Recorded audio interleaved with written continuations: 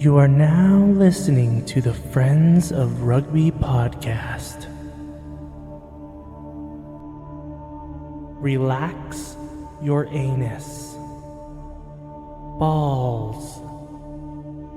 Thick thighs. Camille Shat. Where's his neck? Eddie Jones. You're fucked, mate. We're nice now. Good job, Steve. I'm not a sound engineer. What are your fucking jobs? Better get it right. Yeah. My 10 jobs. Yeah. Your one fucking posted job. We're recording, by the way. I knew you could fucking do that. Every single time. Every single time. Next time I'm going to be ready. I've already asked you how you are off mic. And It's Yeah. like we do this thing, well, hey, how are you? You know who I am. I fucking told you. Let's go straight to rugby. Hello, friends. You're listening to the Friends of Rugby. I'm here with my co-host, Drunk Frank, on his 2-day bender. Recently sober. And eventually, Frank's dog, Rocky, will join us at some point. He's probably gearing up for his little cameo. He's got a lot of thoughts. Okay, I'm going to come in. I'm going to bark real good. Yeah. The international scene's going to hear me. People will know my name. So how are you feeling? You know Haggard? what? No, like, for my age, I went pretty late both nights. I went to a rugby sevens tournament in the mountains and had a good time and partied hard. I'm okay. I just want to know, like, since I showed up to your house this evening, I want to know what, like, 19, 20-year-old convinced you to shave that mustache in? Like, who told you that was going to be cool? I would have got courted if I didn't do it. I don't think it's cool. We dressed up as cowboys. Did you? Which you would have known if you'd have been there. You got this greasy stash. I was like, is this a thing? Okay, so I don't like it any more than you do. Okay, so it was part of the sevens thing. Yeah. Oh, I wouldn't do this deliberately. Did you guys all have mustaches? Yeah, we were slutty cowboys. That was the theme. Oh, okay. Yeah. Because I came in and I seen that thing. Yeah. I was like, what the fuck's going on Yeah, here? I mean, you know me. I wouldn't do this on purpose. Well, I was deliberate, but, I wouldn't do it, without a jokey reason. Come and see that mustache. Yeah, I fucking hate it as much as you do. Don't worry. Okay. And I'm like, okay, my co-host cannot be near playgrounds. It's like, And I haven't been, just to be safe. It's got to go. How are you? I'm good. Had a All good right. weekend and everything. Nice. And coaching rugby. Oh, yeah, high you school. are. Yeah, so Very it's nice. pretty good. We've done a lot of rugby-based things. Because confession, I haven't watched any rugby. Rugby's taking this over weekend. like my life right now. When I started coaching, I became obsessed. Yeah. I was like seeing plays in my sleep. You know? I fucking love it. There's a lot, and I'm probably going to be getting involved on the rest of the week too. Almost my whole week's going to be rugby pretty soon. So Yeah. But where do you want to start off talking about? Let us, as is tradition, ramble incoherently for an hour. But let's start with the URC. The URC. Yeah. My favorite of the RCs. We had a good weekend. There was a good weekend at URC. I didn't watch any games. The Welsh teams Tell me about it. The Welsh teams did what the Welsh teams do. They lost every game. Got fucked by the ref. Yeah, that's how it goes. Yeah. Scarlets took the Sharks pretty close. I heard, I didn't watch it. I just heard there was a controversial reffing decision that would have won them the game had it not gone against them. I don't know. Yeah, I don't. Whatever. I'm not going to have a pop at refs because I didn't see it. So they would be like, because like the Scarlets needed a win so bad. They needed to win all season. And then the Sharks decided to like, you know what, we're going to play good rugby today. Yeah. Like, well, I was hearing that the Scarlets put in a good performance, which is actually what they needed more than a win. Because they not only have been shit, they've looked like they don't care. And, Dwayne Peel is a Scarlets boy, So to have a coach from your area in Welsh rugby is kind of unheard of. So many people really want him to do well. What is the problem with the Scarlets? Well, I think it's, you could tell me without knowing, couldn't you? It's money, it's not enough players, it's injuries. I do think they just don't look cohesive, and they don't have enough big hitting forwards either. I don't think, but they had a good performance. Just can't find some big boys, eh? No, we don't develop big boys in Wales like we used to, actually. I think that must be something to do with the infrastructure and the academies and stuff. But like you look at our props and our locks, they're not as big as they were 5-6 years ago, right? Who was the Welsh, like, what's his name? Bacchus Botha. Like, who was that guy in Wales? Like like an enforcer lock? Yeah, or an enforcer player. Just a dangerous, rough player. Who was that There's guy? been a few. I think you couldn't say that was Alan Wynne-Jones because he was a workhorse, but he wasn't a nasty player, was he? No, he wasn't a guy that, like... It was Ross Moriarty for a while, and then it was Andy Powell. So historically, our 8s have been real, shit houses. Mm-hmm. We had a period where we were a pretty squeaky clean team. Like when we had like Warburton, Falatau, and Tipperick and Lydia in the back row, those are pretty squeaky clean players, although very good. But they weren't known as dirty players, were they? Or just like a physical like menace. Like an like, you know how like England has like Manitoulagi back in the day, how he was just barnstorming, crushing people. Vunipolas. Yeah. Especially Billy. Yeah. Like he was just a dangerous player, just a physical specimen. And like do you remember CJ Stander for Ireland? He wasn't even that tall, but when he got the ball, he was like a fucking cannonball, wasn't he? Yeah. I don't think we've really had someone like that. Ever? I mean, Jamie Roberts as a centre, he would that's where Warren Ball came from, wasn't it? Give the ball to Jamie Roberts. Yeah. We've never really had a combo of someone who's like an enforcer and a massive unit in that sense. We're not very mean-spirited in that way. I think we lack a bit of grit sometimes in that respect. But yeah, right now we're lacking everything we need. It's a bunch of kids, isn't it? It's kind of depressing, actually, looking at it.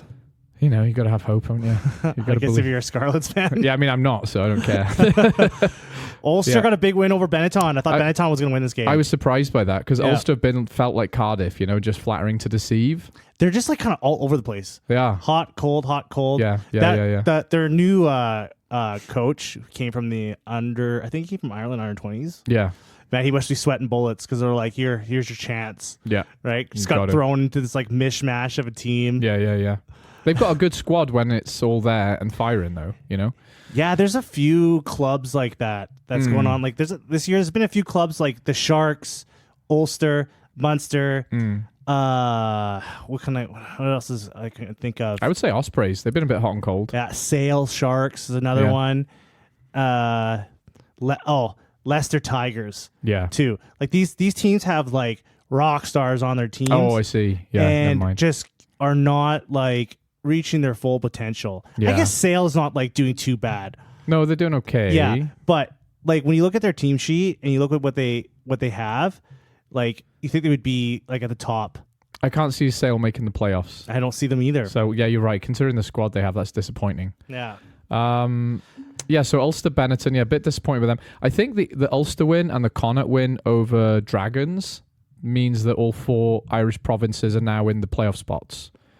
Well, I can take a look at that in a second here. No, I'm looking at it right now. Oh, it's true. Oh, what's the standings there? So Ulster are, I'll just tell you the Irish team. So Ulster 7, Connacht 6th, Munster 3rd, Leinster 2nd after those results this weekend.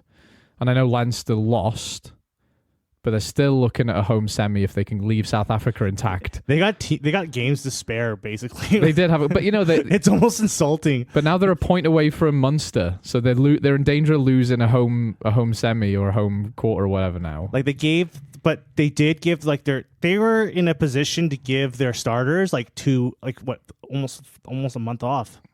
They did this last year and it backfired. No, they rested players for games, right? For the knockout games. Yeah. But now these guys have pretty much had like they're going to have almost a month off from playing. Yeah. Right? Going into the next games. Is that worth sacrificing a home knockout game though? Well, they're not going to, what I'm trying to get at is these guys are going to be able to play like back to back to back to back now. Because they've had all this time off. Right. And they might even have another game time off, right? Yeah. They might be confident enough to like really flex it, right? They're going to come back from South Africa pretty ragged, these kids, though. The concerning thing about those games, too, is the fucking like they played like I barely noticed any of the names on the team sheets who they played. Yeah. And the competitive, these teams got rocked. Like this Leinster like C team, I guess, they got fucking like shattered. Yeah, they did. Right. And I feel the like lack of competitiveness in those games is kind of concerning because these are they threw the kids in. they did. And I was expecting these games to be more competitive. I want investigation, actually. You They're want disrespecting the competition. Not disrespecting competition. Not during the season. You're allowed to do that. But every game's important. I mean, this stage of the competition, though, they are in danger of losing a valuable position in that league standing. I think they have enough confidence that they'll they don't finish give a on, shit where they play. Well, they'll finish on top. You think so? Yeah, I think so. They got look at that squad. It's pretty much the Ireland squad. Yeah, you're right. Yeah. So they've got so many guys on central contracts they can afford to have a C team on the economy flight to South Africa. And Nina Bar's probably got something up his sleeve. He's up to something. Yeah, he's probably gotten them all playing Tetris and yeah, doing some weird chanting. I don't know what the hell he's got up the sleeve, but he's a smart guy. So they probably did they got a lot of smart guys in that. This was obviously deliberate, wasn't it? 100%. Yeah, this was planned in the early days of the season. Because they would have been gone. They're going to be gone for almost 4 weeks, 3-4 weeks. Yeah. Right. So they sent a young team out there, blood them up, and they kind of threw 2 games. Yeah. I wish they were more competitive. The outlook for that would have been better. I don't know if it really shows much from them. Well, that's what people said last year, and they lost. So what it's showing is you're not preparing for the final very well. Yeah, but this is different. This is I think trying to get some experience to some young players. It's not sending them out for a knockout game. That would be exactly the same thing. If they were going to a playoff game in South Africa, and then they left everyone at home, that would be dumb. Yeah. Yeah. Well, we'll see, won't we? In my eyes. We'll see if it's dumb or not. I think they're jeopardizing their well-earned league position a bit here. Well, they are because they're not first anymore. No. Who's in first now? Glasgow. By 4 points. Well, because they pumped Zebre. I didn't see that happening. Yeah, Glasgow beat them 40-9. They did. They kind of hammered them. I think I wrote Glasgow off a bit not that long ago, so happy to be proved wrong there. I think we were talking about how we didn't. I was talking last week about how we didn't believe in Glasgow. That's right. Yeah, but I still don't. You don't think they beat Leinster in a final? No. I think they could beat Munster. Yeah. I think they might be able to give who Benetton beat Leinster in a final? The Bulls. Yeah. The Bulls definitely. Even maybe even the Stormers. So if the Stormers step up. So it has to be a physical team. Yeah. Maybe. No, I don't know if Munster can do it. Munster just don't have. They're missing. Well, I don't know. They went to South Africa this weekend and for the last 2 weekends and kind of put in a shift. Yeah, they did. I don't know. Fuck, they're a frustrating team to watch, to be a fan of. Who? Munster? Yeah. They're like the top 14 team of the URC that you just don't know what you're gonna get. Yeah, right? They're very hot and cold with their squad, aren't they? Now that was it RG? RG Snyman's all healthy and he's just killing it. Yeah, that must drive Munster fans fucking nuts. Do you know what the thing is? He's really fucking good. He's super good. Really fucking good. He makes a huge difference on the field. He does. And how do you cheer for that as a Munster fan? You're yeah, because all you're doing is you're waiting for him to turn around, put a Leinster jersey on, and then start going at you. Well, if he's in that team, if they make the final and he's in that team and they win, that's your money's worth, isn't it? That's all you really needed him for at the end of the day. Yeah, but just watching this player, because now he's finally playing games. Yeah, he's finally coming. And he's just showing his worth. Yeah, that he hasn't shown in 4 seasons. Oh, I know. Yeah. It would piss me off. Yeah, I would be pissed off. Yeah, they already are, and particularly because they're losing him to their biggest rival. Yeah, that's the real kicker. That's the worst part, right? Yeah, it's not like he's going part. to he's not going to Leicester or I don't know, fucking. If he was going to Japan and Munster won the league with this year with him in the squad, you'd think we got our money's worth. See you never again. But he's not. He's going to the biggest. That's 80% of the reason I'd be pissed off is because he's going to Leinster. Not because of how absent he's been. And there's a lot of drama going on with the RFU, the IR. Yeah, you got it. Yeah, you got it. And team signings and this whole narrative that they're favoring Leinster. Yeah. Because Munster got denied trying to sign a player. Yeah, it's a bit of a chicken and egg thing for me because Leinster have definitely built their own success, right, over the years. So they deserve the accolades and they deserve some, respect.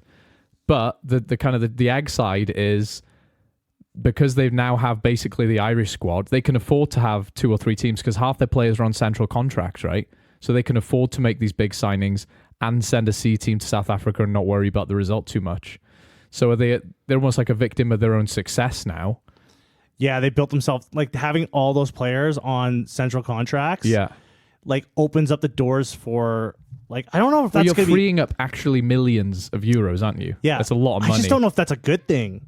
And also, if Leinster are freeing up all this money to spend on other players, like, isn't it like aren't all the teams owned by the IRFU? Like, aren't technically? Are they run by them? Like, yeah, they're run by them. Yeah. Shouldn't there be some like equalization payments around the regions? No, it don't work like that. No, because they're still competing with each other, aren't they? It's not like a draft system. Or yeah, but I don't US. know how that system works. Like, are they? Is there private owners, and then they're like, there's like private. So someone investment. owns Leinster. But then they're board. run and funded by the. Both are true, I believe. Yeah, they're not privately owned organization like a Scottish club or a. Oh no, I think they're owned by the Welsh clubs are definitely privately owned. But long story short is they've got the best of both worlds, and historically, you could say what you could say against Leinster is someone like Robbie Henshaw getting picked up by Leinster. They have poached a bit from whenever a talent emerges elsewhere. They have historically pinched a few guys, and that would irk me because it's like, you already have all these private schools in the Dublin area.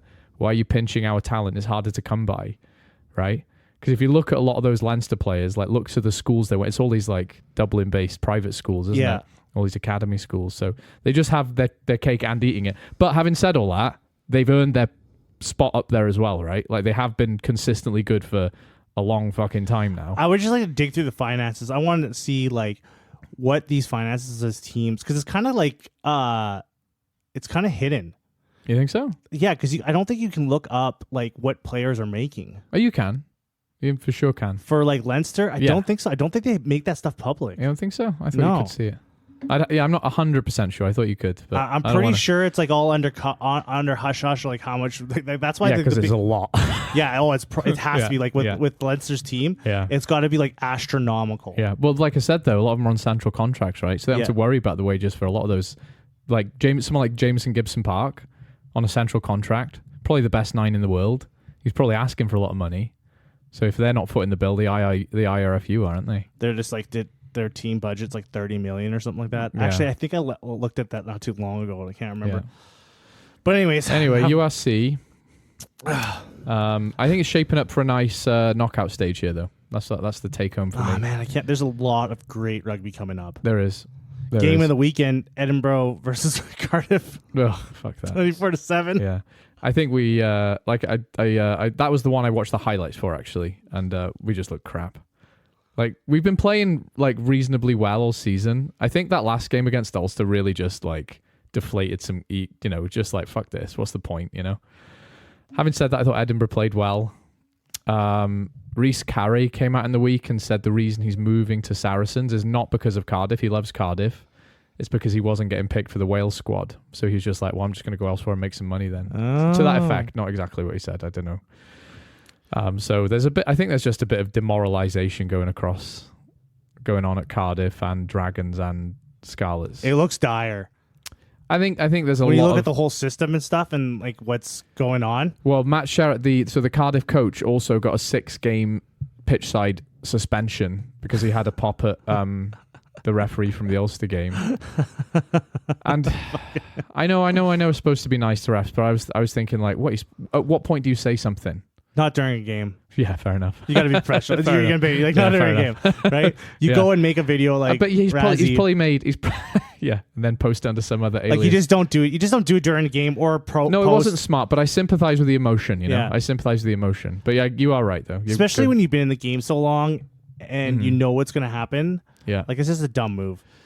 It's basically like a guy pulling a dumb red card where you didn't need to do it. You just didn't need to. Yeah, you didn't need to do it, and like it costs you. Now they don't have like. So now he's like, is he not even not allowed to go to practices? No, he just can't. I don't think he can go.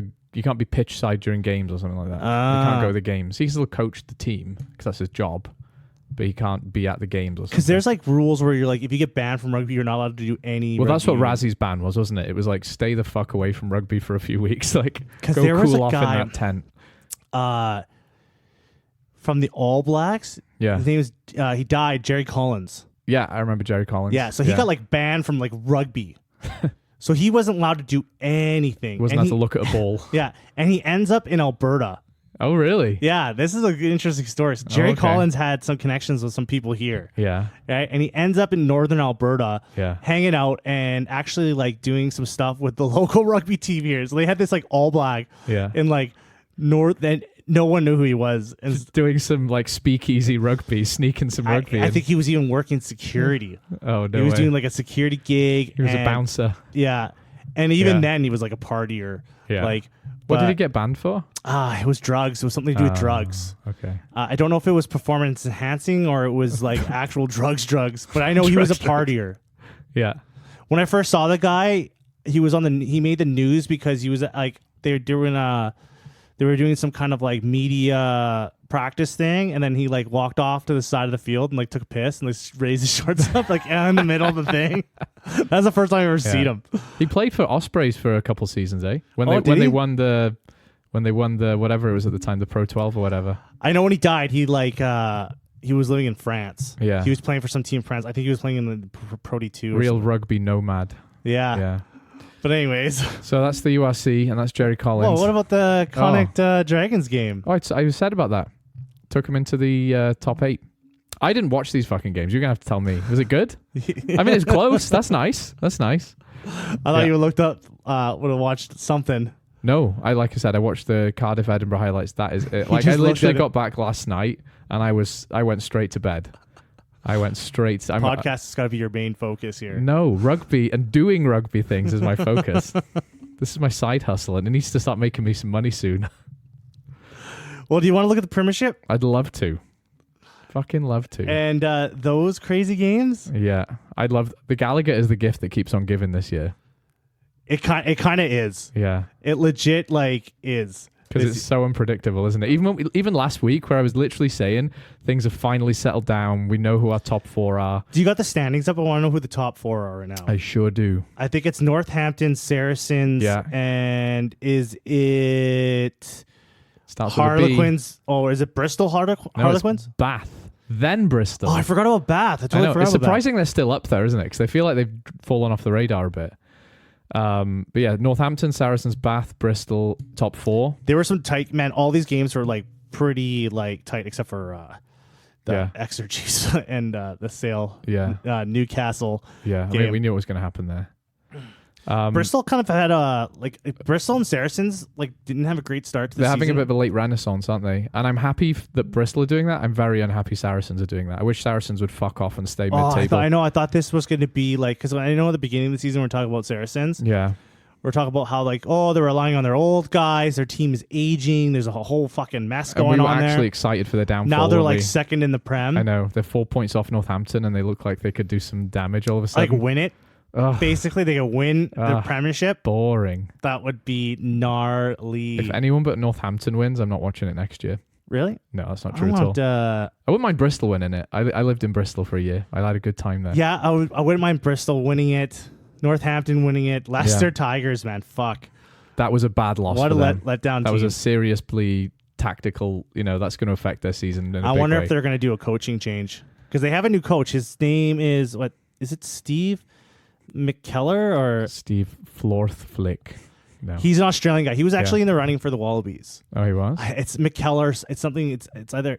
It's got to be Steve. To be McKellar. honest, I haven't heard of this. You're telling me for the first time. Oh, really? I don't know about that. Yeah. Oh yeah. He's they had a new coach this year, and it's him. And he was actually in the running for the Wallabies. He was in the talks. Oh, okay. So there was actually rumors that he might leave and then go coach the Wallabies Oh. until they did that Grand Slam signing of Joe Schmidt. That was a big brain move. So I by wonder Joe if they're Schmidt. going to be looking at a. Yeah, going from where they were to where they are. But if they'd have won that game this weekend and they were only 2 or 3 Well, points off, they had a massive Leicester had a massive lead they did. in this game, Yeah. and then they just fucking lost it. Yeah.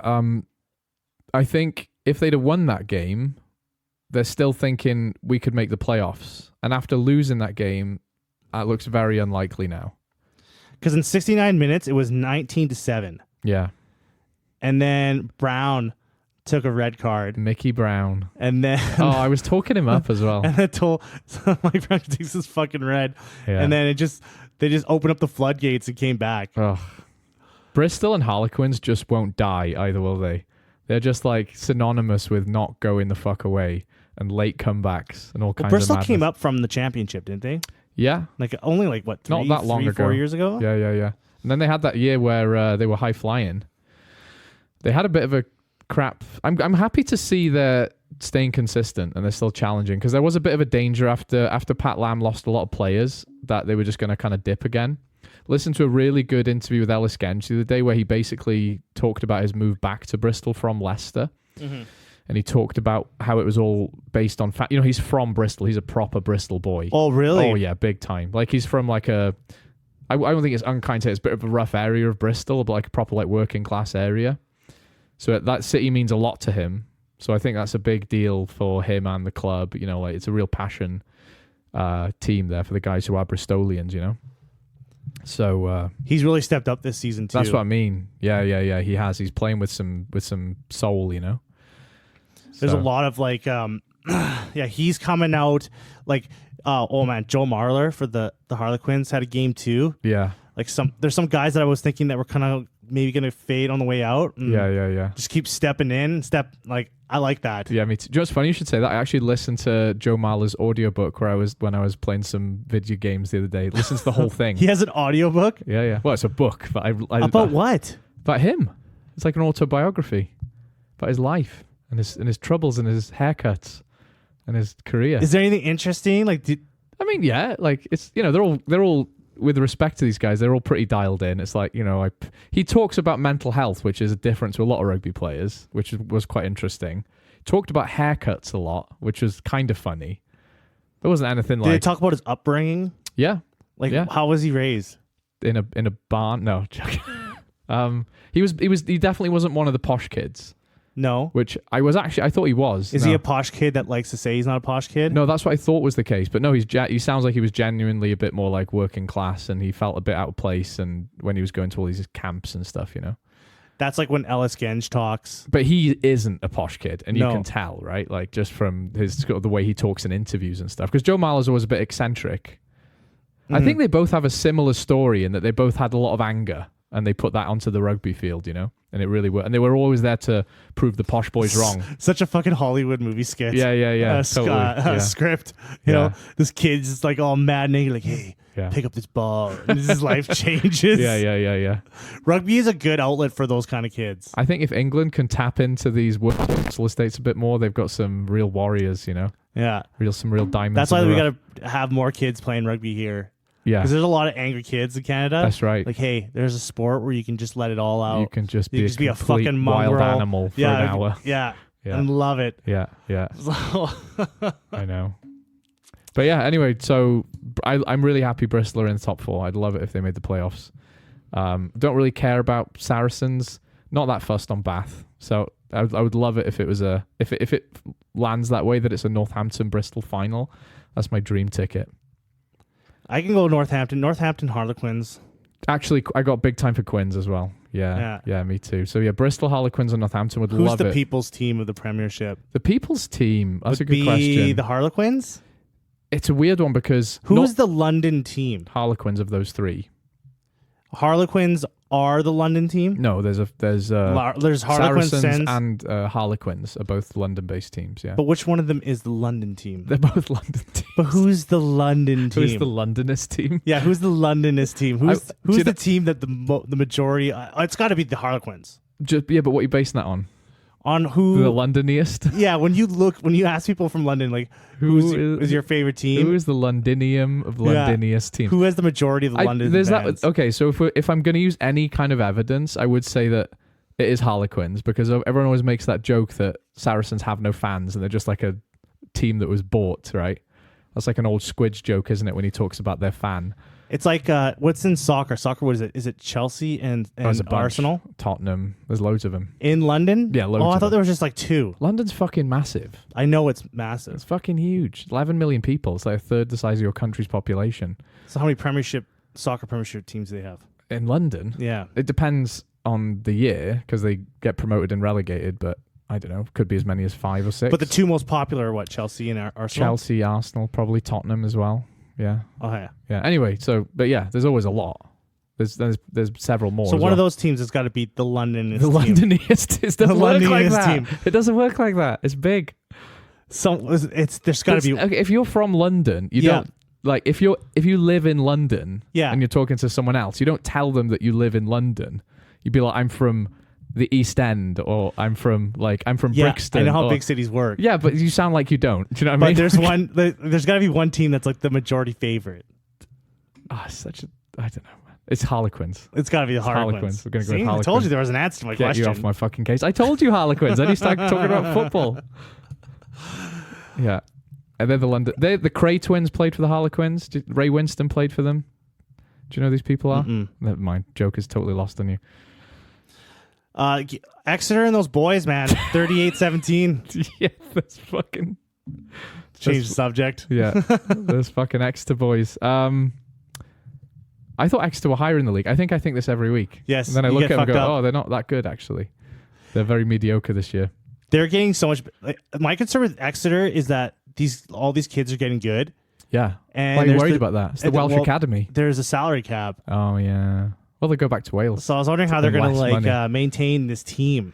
They'll probably breach the salary cap and get fined for it 2 years later after winning another European Cup, just like Leicester like and baseball, Saracens. where they all just go over the salary cap and they just pay the fines. Yeah, they just pay the fine and then just give the trophy back and well, it was fun when we had it. I don't even think they do that. No, they did do that too. I know they do that here, but in baseball, I don't think. They don't even take the trophy. They're like, you went $29 million over the budget. Here's your $1,000 fine. Okay, thank you. Okay. There's an old saying in Tennessee: "Fool me once, can't get fooled again." Yeah. And also, oh man, the most bitter thing too is Fabo Boso is such a rock star too now. I don't know who you're talking about. He's gonna be a rock star. He is a rock star. He's class. You only got to look at him. Like the way he moves with the ball in his hand, you just look at him and go, that guy is a superhuman. And how young he is, he's going to be a thorn in the Welsh side for a long time because he's going to be the cause of some huge wins over Wales. Why would you say something and like just that? putting that ball down on the line. I know what happens when Wales play England. We may lose a lot, but we show up. Do you know what I mean? No one stands out. But there's going to be some games where he's going to break our little hearts. Yeah, he's going to be the difference. Can people stop breaking our fucking hearts for 5 minutes? Just leave us alone. Just want to play each other. Oh, yeah, just want to play other Waleses. Yeah, and that's all I got to say about the Premiership. Me too. Good luck. I'm excited for the finals there, though. I like it because it's there's less emotion for me there, but it's fun to watch. So. But speaking of Premiership, it may not be here next year. Because why is that? I'm going to look at my list of reasons why things happen these days. Money. And what about that? They haven't got any. I think it was posted losses of 25 million across the league. Was there is there 10 teams? Yeah. 10 teams, 20. That's is there any? Did it point out that any of the teams are worse off than others? Shall I give you some more specifics? Because I know that was quite vague. I heard that, and I'm looking at an article about it right now. I heard that Saracens are actually in pretty big trouble. I heard their kind of finances are not looking good. And, they've lost 3 teams, right? Like, people forget that as exciting as the Gallagher's been this year, they've lost Worcester, they lost Wasps, they lost London Irish. And then the product has been so good because those players have kind of been dispersed across the league. And I've talked about this before, that it kind of papered over that crack. But this problem hasn't gone away, right?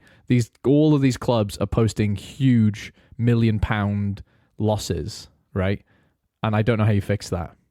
So I think it's kind of a big deal, I think.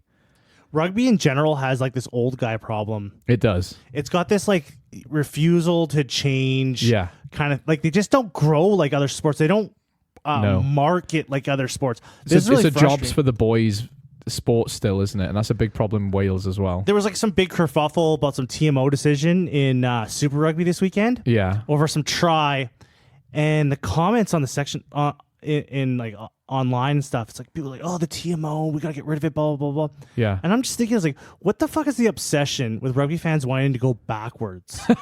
Like, I'm just like, just mind boggled. Like, there's just an obsession to go backwards. There's a lot of traditionalists here. You got like other leagues, they're using fucking AI, like they're using all this technology in their sport, integrating it into their sport. And we're trying to bring back like orange slices at half time or something random. And it's like, we're like millions in debt here. It's like, no, bring back oranges. Like, it's just, it's painful to see. Like you have, it's just, the thing is, it's so painful to see when you see successful leagues. Yeah. And you see what they're doing to be successful. Yeah. And then you have a league that you love. Yeah. A sport that you love. Like actively trying to do the opposite. Yeah. Like, no. They want us to like fucking watch the games on one of those like fucking, like they want the game to look like one of those like 1920s pictures. You can see all the frames flicking and stuff like that. Like maybe we'll like it better if all the games are presented in black and white. We'll just make the games black and white. Like it's fucking like ridiculous. It is. Like rugby fans and who, like, I don't know who because what happens is people will like finish playing and they'll get a seat on the board, and by this point they're brain damaged and borderline alcoholics, and they think, they remember a game in 1983 where they scored a wonder try. And okay, here's a perfect example. This weekend I was talking to one of the old boys at this tournament. He was unironically telling me they should bring back raking in the ruck. You know when they had metal fucking studs? You remember when you were laying in a ruck and someone would drag their fucking studs across your back and you'd be bleeding? And I was like, why? That sounds terrible. Well, you know, if you raked someone, they'd learn. What would they learn?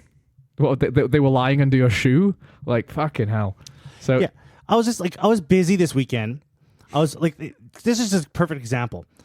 I was busy this weekend. Yeah. Like I had to do some work, like just some side stuff. Yeah. And so I was busy all weekend, so I didn't get to watch any of the games. Yeah. So I sat down Sunday morning and I'm like, okay, I'm going to watch these fucking highlights. Okay. I get to the URC highlights. I swear to God, they're made by AI. Like they must be. Right? No human would watch that and go, that's good, send it out. The Premiership highlights aren't even out yet. But they're better. They are better, but they're like, I'm like, what the fuck? Like, this? Yeah. I'm looking at this one and I was like, this came out 9 hours after the game. Yeah. I was like, what the fuck's going on? Yeah.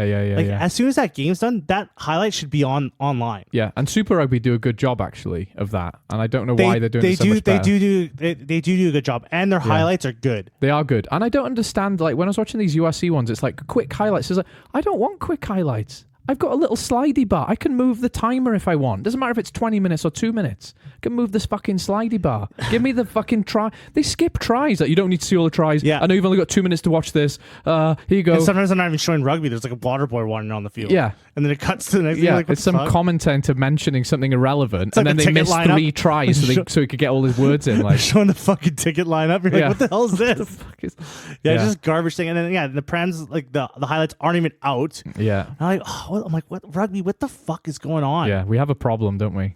Yeah, there's like a boomer problem. Like, it's almost like we have, like, there's nothing we can do. We just got to wait for these people to die. Right? For rugby to, like, progress, we need these people to, like, die. Yeah. Like, because, I don't know, it's just, it's just like an obsession. There's lack of, like, things going on. Yeah. Like, and the worst part is you have examples of successful leagues doing things. Like, copy them. Copy them.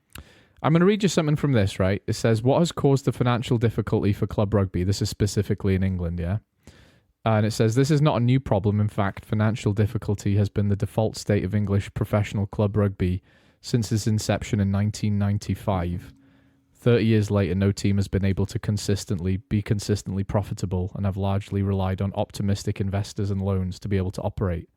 And it's only recently that financial difficulty has reached a critical stage. So apparently these aren't new problems, right? And I think we all kind of knew that.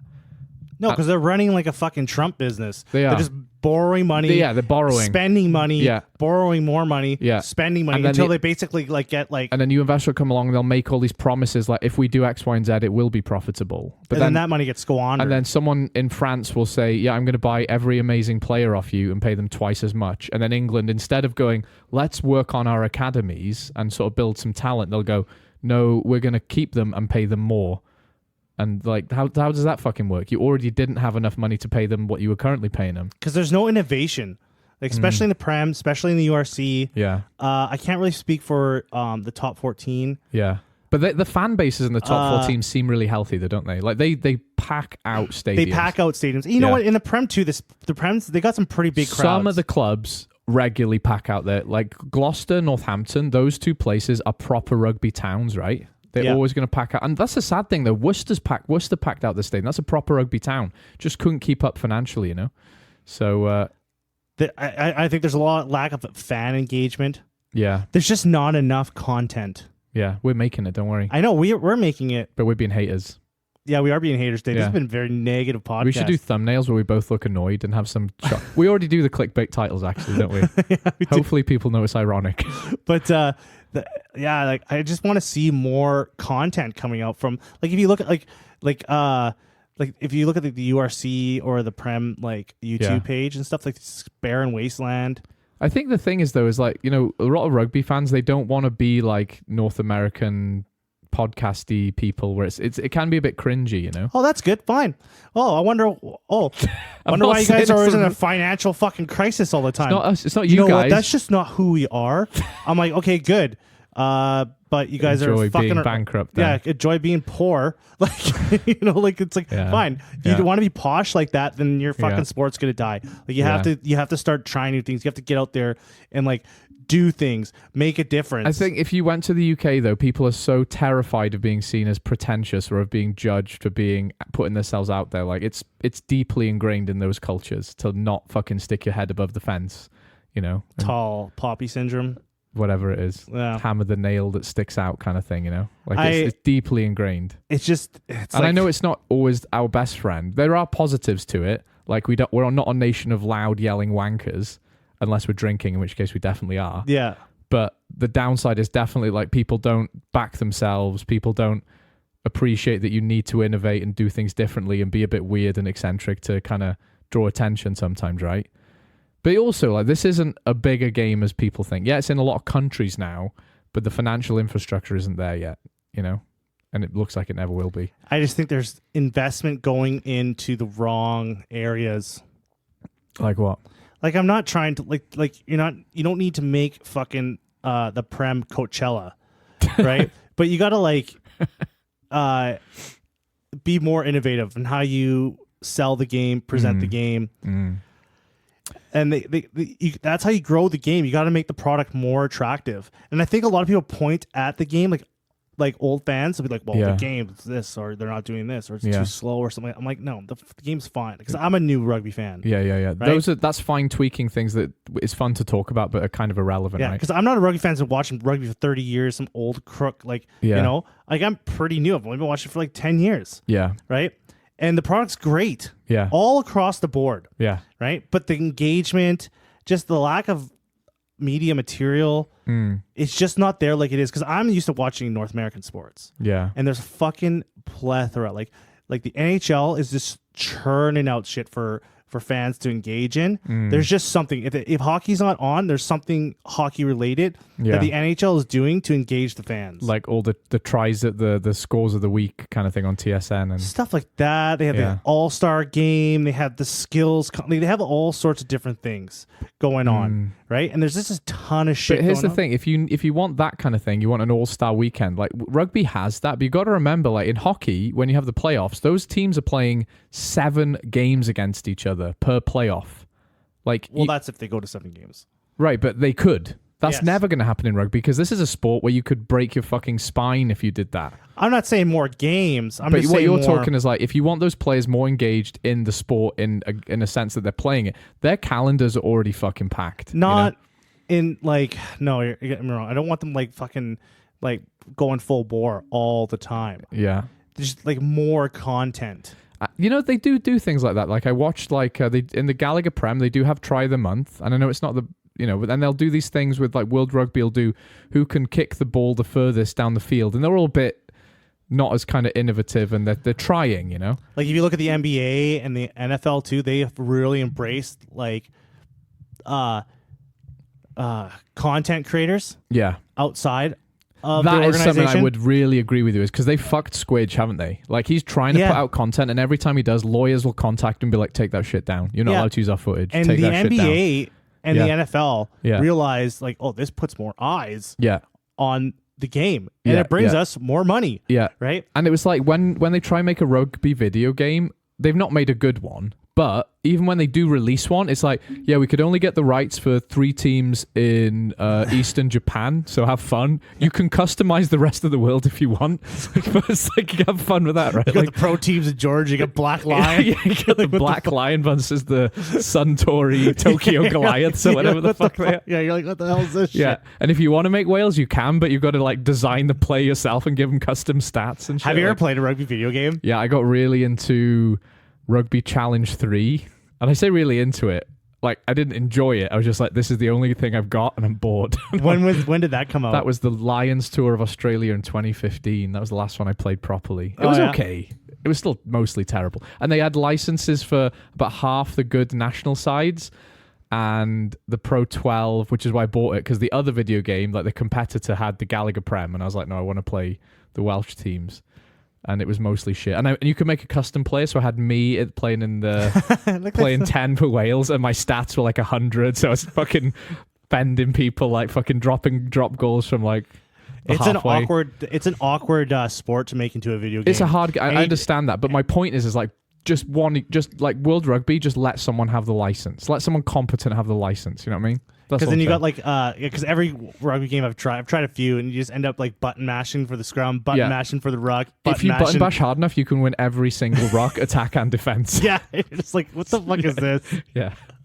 Yeah. Surely there's another mechanic other than hammering a button, you know? Yeah, it feels like there hasn't been, like, from the ones that I've played, and I think I played the latest one too. Yeah, they're pretty bad games. They are bad. I had a thought about this the other day, because this is weirdly specific, okay?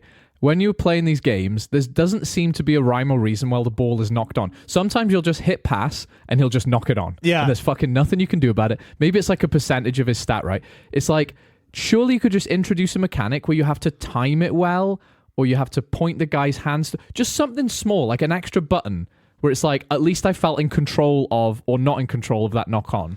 It's Instead just such of it a just being dynamic. random. It's a really hard sport, probably put in video games. I've no doubt, but it is like someone didn't fucking think about half of this, you know? Yeah, Because it's like the scrum is like you button bash, the ruck is you button bash. Like, surely there's a way. because the amount of things that go on in a rugby game and trying to implement that into a video game, Yeah. is crazy. Really fucking hard. Like when you're making a hockey game, Yeah. like It's the same as hockey, soccer, basketball. yeah, it's it's just pretty this guy simple. has the ball and you pass it to another guy, Yeah. right? Or the puck or whatever. and man, rugby's got so much going on. Right, but it's not impossible is what I'm saying. It does require more thought, but first of all, it requires World Rugby to go, let's just talk to all these leagues and just, we'll give you 10 quid, can we have the rights?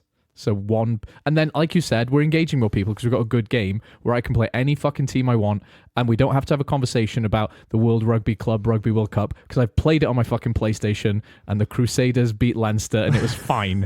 I don't need to know what fucking happens in that game anymore. Do you know I what I ran mean? a simulation. Yeah, the simulations aren't wrong. Yeah.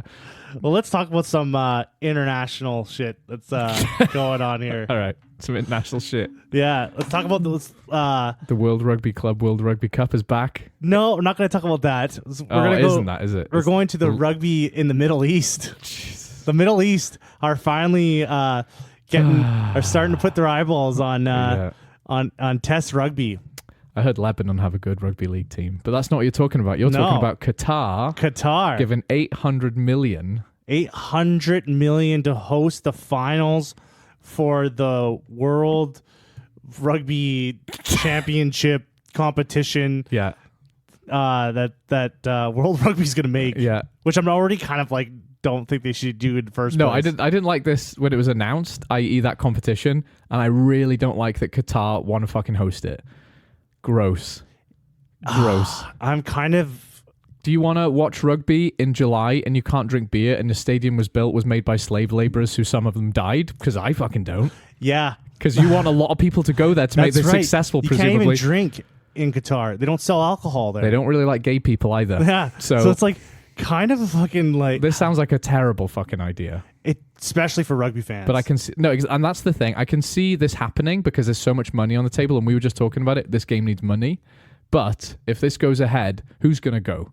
$800 million. $800 million.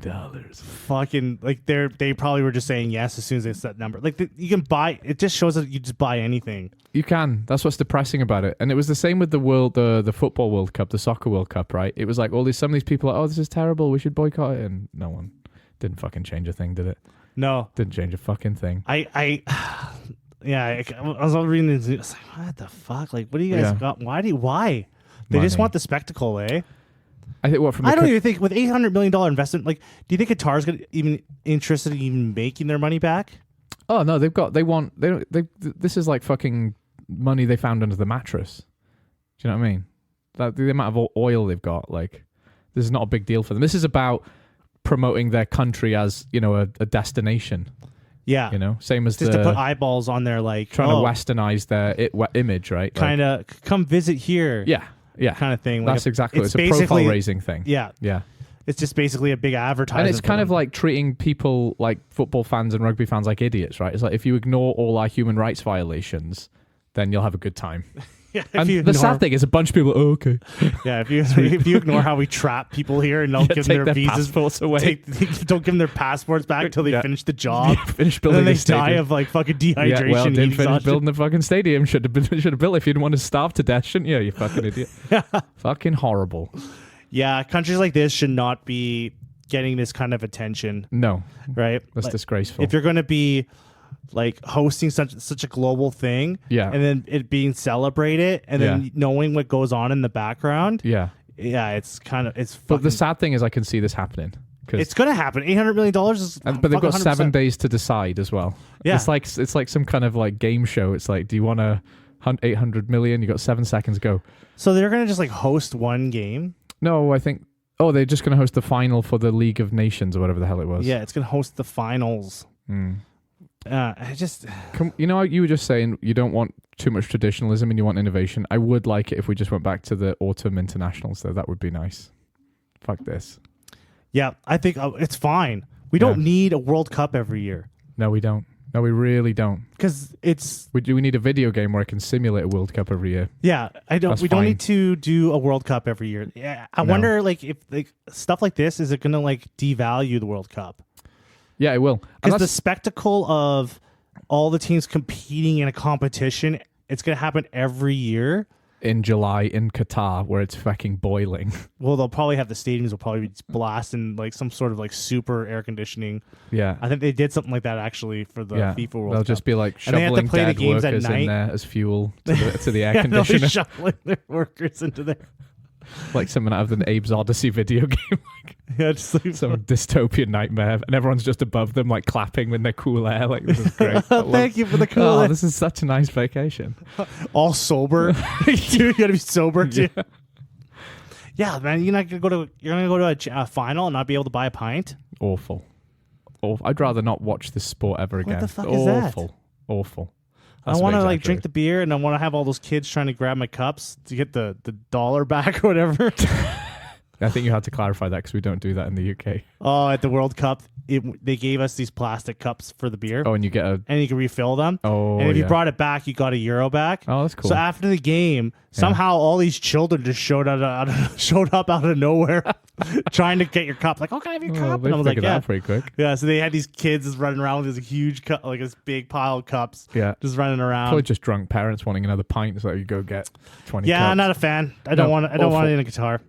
I don't want it in there. No, this is a terrible idea. Yeah, but probably one that'll happen. Yeah, it definitely will happen. Money sells. Money sells. Yeah. Are we just grumpy, or am I just grumpy today, or have we just begun a thing where we're just haters complaining? Now? Are we just haters now? Yeah, we're hating. Okay, today. next week can we be positive? Well, let's talk about positives. Okay, good let's idea. Talk about Rugby Canada. Oh, the Canadian women. Oh, Canada.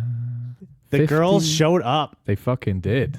The girls showed up. Yeah. 50-7. 50-7, I think. Yeah. That's really good.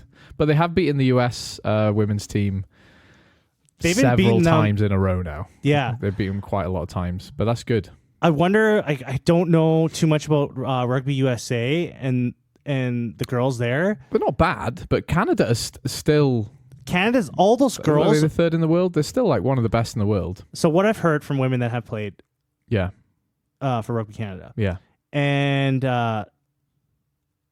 is that Rugby Canada is basically telling these girls, if you're not playing in a professional setup, Yeah. you're not getting on the team. Yes, and So- they made a point of that in the announcement. They were like, of these players in our starting lineup, these women are playing in this professional league. These women are playing, like, so it was Australia, New Zealand, the UK, and all of them are. It's a smart idea, right? It is a smart idea, but they want this. This is what they're expecting of the girls. Yeah, But there's no support from Rugby Canada for these girls to go out and do this stuff. but it's working. It's working right now. Yeah, Like, it's working right now for them. yeah, But I have a feeling it's not going to work out forever. So what's going to happen is this is my like conspiracy, or not even conspiracy. Like, what I'm predicting it's going to happen is yeah, like yeah. all the women in Europe, in Australia, and New Zealand, Yeah. France, they're going pro. Yes, Right? They're all getting paid now. Yeah. Right? So, but right now there's an open door for like a lot of amateur players because they're all coming from amateur. Yeah. Right? So there's room for like the Canadian I girls see what you're saying. to get on these squads. But They won't as- be forever. no, because as time goes on, and since there's money now, like there's going to be a lot more women playing rugby Yeah, in these countries. and those countries will develop academies, yes. and those girls who are coming through the academies will, by just virtue of having an academy, be better than the Canadian Yeah. import players. And you're right? not Yeah. gonna and these girls in Canada that are playing for like their local clubs, Yeah. aren't gonna be able to walk on prem teams anymore. No, I completely agree with you, because I was watching the Canada women's, Wales women's game in Nova Scotia in the summer, and I kind of thought Canada would win, based on rankings and sort of history, and they did.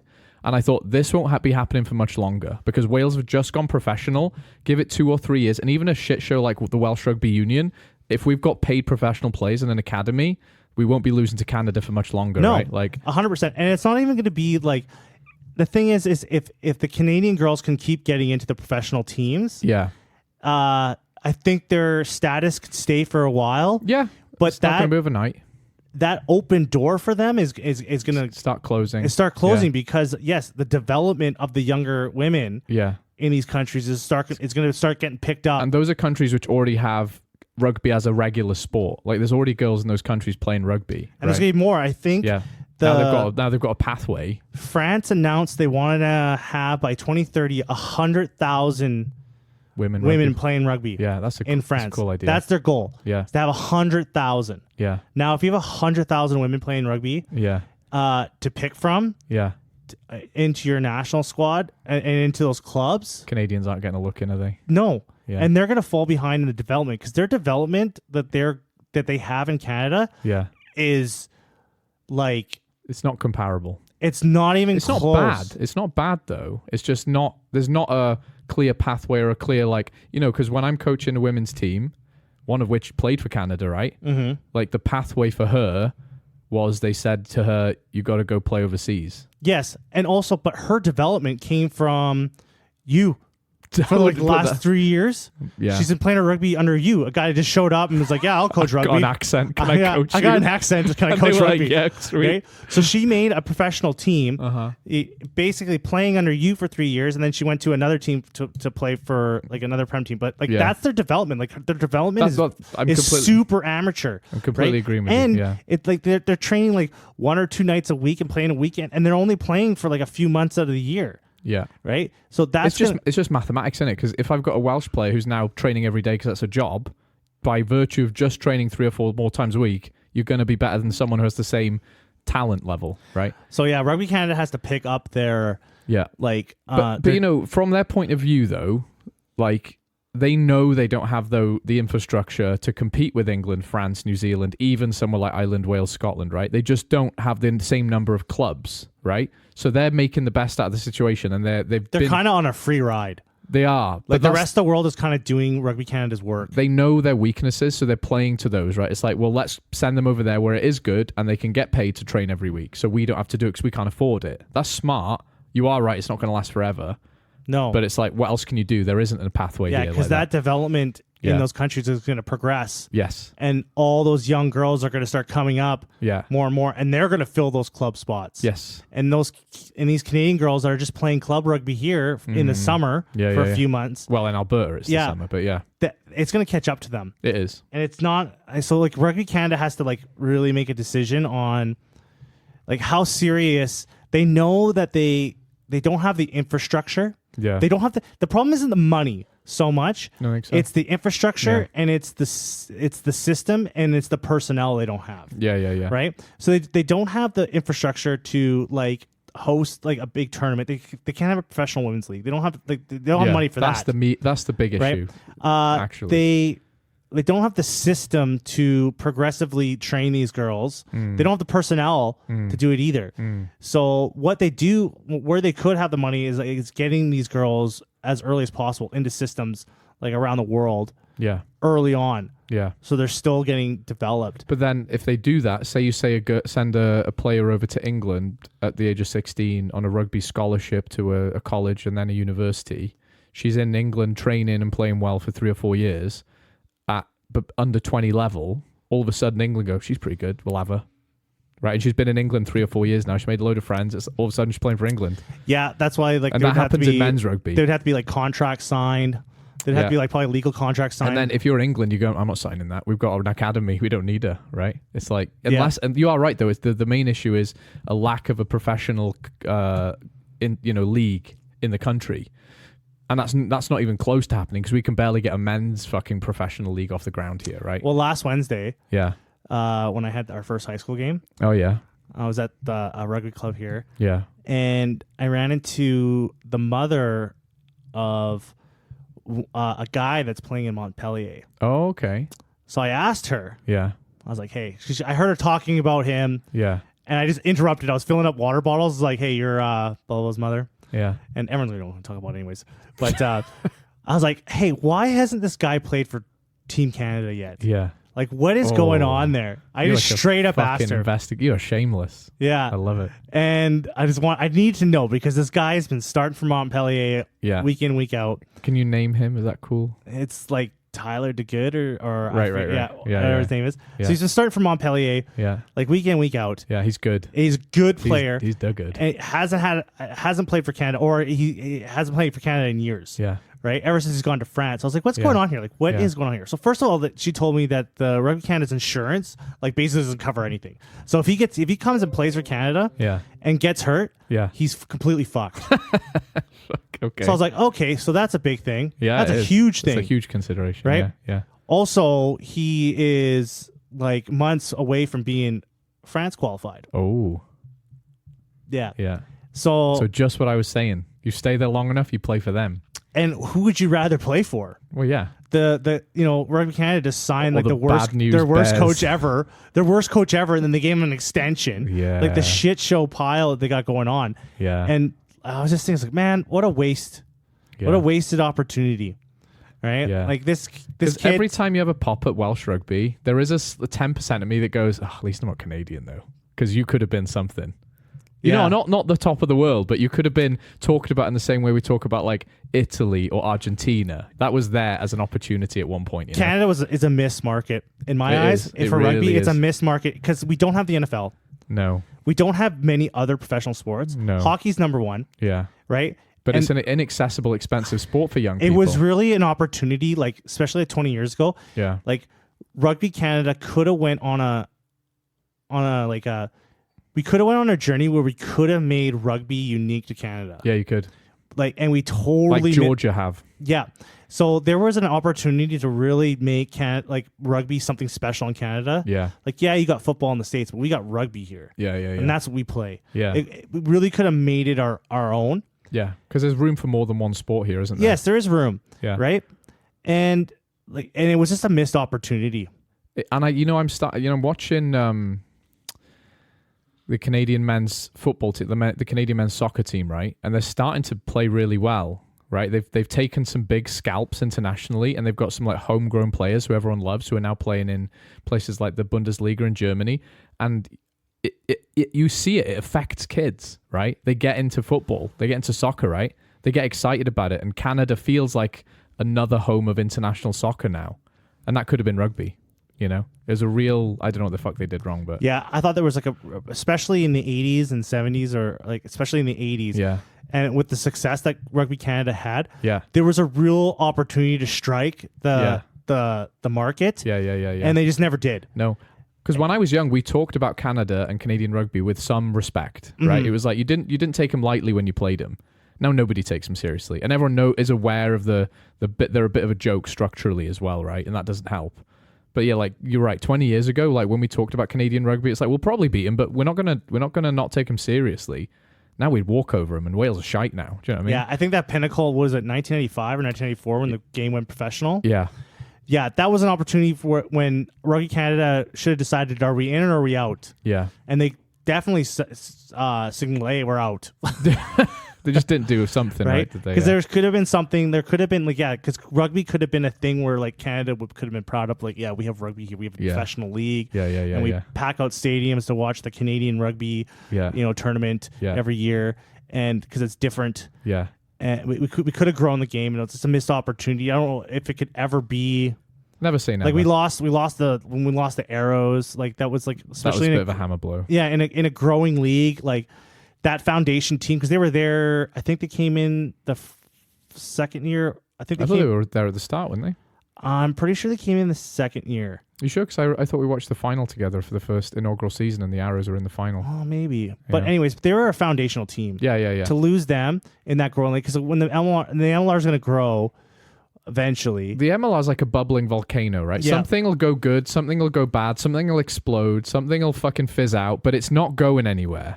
It might, but right now it feels like as much as there's good news and bad news, it's kind of bubbling away. Well, I think they're in I think they're going into their 7th or 8th season. Yeah, and we've lost teams and we've gained teams in it, and it's still going. And I was watching highlights for a game the other day. The standard's like creeping up as well. It is creeping up. You know, it's not. The MLR is becoming like increasingly more of a better product. Yeah, it is. Especially from the first years when we first started watching it. Yeah, there was so many fucking knock-ons in that first year. Yeah. So now it's gonna grow without a Canadian team. That is sad, eh? Yeah, it's just kind of dire. Anyways, we should end this. Sad We're trying to be positive. Anyway, women's rugby in Canada.